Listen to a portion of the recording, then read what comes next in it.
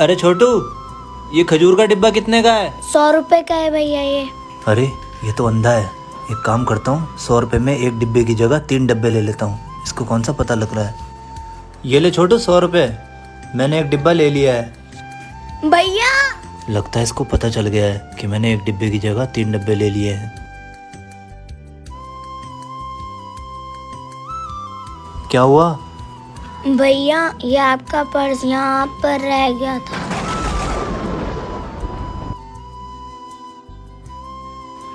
बेटा मुझे माफ़ कर दे, मैंने एक डब्बे की जगह 3 डब्बे ले लिए थे।